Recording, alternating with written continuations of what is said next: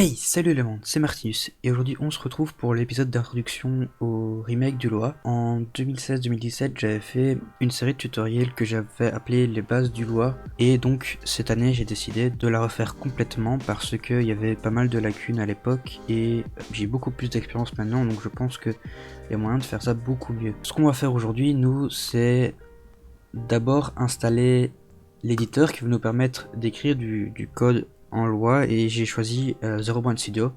Donc pour installer Zero Point Studio, il suffit d'aller sur le site évidemment. On peut même le retrouver directement depuis le site officiel de Lua si on va dans Get Started, et on voit là qu'il nous parle de Zero Point Studio, et quand on clique dessus on se retrouve sur la page d'accueil. Pour l'installer, il faut aller dans Download ici, et on arrive sur cette page, et là il nous parle d'argent. En fait il demande un don, c'est pas obligatoire puisque c'est un don, on peut simplement cliquer ici sur hop, on va se mettre là. Mais bon, si vous souhaitez supporter Zero One Studio, bah, allez-y. Voilà. Donc une fois qu'on clique sur le lien, on se retrouve ici. On a le choix suivant son système d'exploitation. Pour ceux qui sont sur Windows, il y a deux choix. Soit installer le .exe ou installer une archive zip. Le .exe, ça va être un installateur classique, donc on va le télécharger, il va être dans notre dossier téléchargement, et quand on clique dessus, il faut cliquer sur plusieurs boutons. Le fichier archive, il y aura un fichier qui va être téléchargé directement, et il faudra le dézipper. Personnellement, moi ce que j'ai fait, c'est que j'ai téléchargé la version zip. Je vais pas le faire ici parce que ça va prendre un petit peu de temps. Il suffit juste de cliquer sur le bouton et le fichier va juste être téléchargé comme un fichier normal. Vous le mettez où vous voulez, moi je l'ai mis dans un dossier ici. Et une fois qu'il est dans votre dossier, vous faites un clic droit et vous faites extraire tout. Bon, ici on peut changer le nom, donc je vais mettre ça en Zorobran et on fait extraire. Ça va prendre un petit peu de temps. Donc voilà, une fois qu'il a fini, bah, le dossier s'ouvre directement, et on peut directement cliquer ici sur le zbstudio.exe qui va lancer l'application. Ce qu'on peut faire aussi, c'est faire clic droit, envoyer vers, créer un raccourci, ça va le mettre sur le bureau. Moi je vais l'ouvrir directement ici, et une fois qu'on l'a ouvert, on voit que y a pas mal de fichiers ici. Ce qui est vraiment un truc assez intéressant avec Zero Point Studio, c'est qu'on a plein d'exemples sur le côté.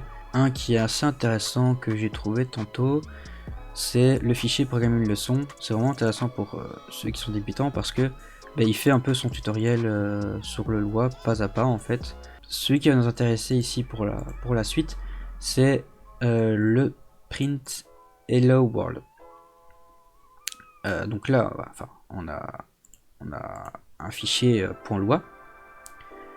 On peut remarquer plusieurs choses. C'est qu'ici on a du code enfin on a des lignes en gris. Ces lignes en gris, elles sont pas lues par l'ordinateur, c'est un commentaire.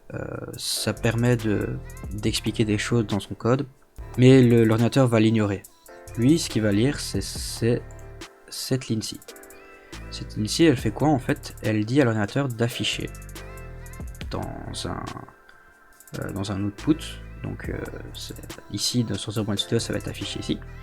De lui afficher la chaîne de caractères Hello World. Donc de lui afficher tout simplement ce qui se trouve ici entre les deux guillemets.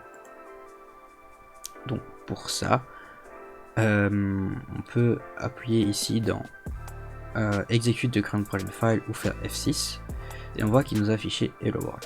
On peut s'amuser à jouer un petit peu avec, dire par exemple salut le monde, c'est la traduction littérale de Hello World. Et bien quand je clique dessus, on voit qu'il m'affiche salut le monde. On peut aussi écrire une autre print, donc là on peut afficher les deux en même temps. Ah oui, là j'ai fait une petite erreur. On voit que quand le code n'est pas correct, il nous donne une erreur. Donc là en fait cette erreur, il nous dit juste qu'il n'a pas enfin ça veut juste dire qu'en fait que j'ai oublié un point, un guillemet ici. Donc une fois que je le lance, on voit qu'il m'affiche Salut le monde, Hello World, bien au loin. Voilà, c'était vraiment le tout premier programme. C'est vraiment le programme basique, c'est Hello World, c'est par là que tout le monde commence. Donc ces lignes là en fait c'est ce qu'on appelle une instruction. Et vraiment un programme c'est simplement une suite d'instructions. C'est vraiment la métaphore qui convient le mieux à un programme en fait, c'est simplement une recette de cuisine. Parce qu'une recette de cuisine, eh bien, par exemple, on va dire épluche, épluche-moi les patates et puis mets les patates dans le four, par exemple. Et du coup, moi je te dis à la semaine prochaine, mercredi 18h, pour le deuxième épisode qui sera sur les variables. Salut.